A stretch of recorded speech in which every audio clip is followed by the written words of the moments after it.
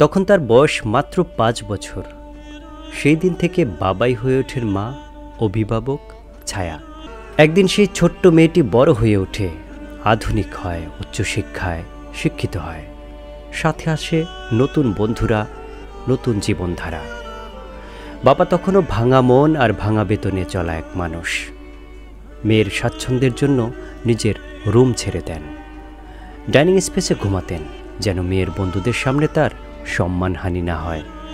কিন্তু বাবার চোখে ধরা পড়ে কিছু অস্বাভাবিকতা।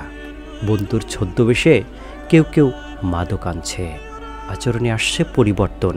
বাবা বারবার বোঝানোর চেষ্টা করেন, কিন্তু মেয়ের চোখে তা হয়ে যায় বাধা, নির্যাতন।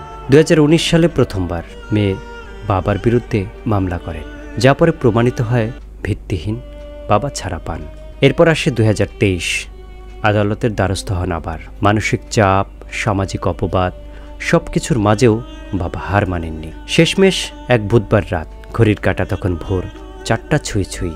ঘরে ছিল শুধু বাবা আর মেয়ে। রান্নায় নাকি কিছু মিশিয়ে খাইয়েছিল। তারপর 999-এ কল করে মেয়ে নিজেই বলে, আমি আমার বাবাকে মেরে ফেলেছি। পুলিশ আসে, বাবা আর নেই।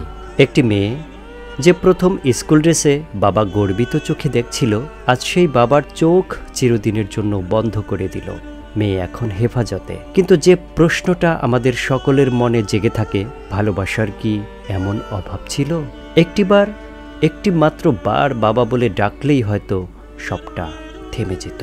এটা শুধু একটি পারিবারিক ঘটনা নয়, এটা এক সামাজিক বিপর্যয়, যেখানে অভিভাবক আর সন্তান দুজনই হারিয়ে ফেলেছে মানবিক যোগাযোগ।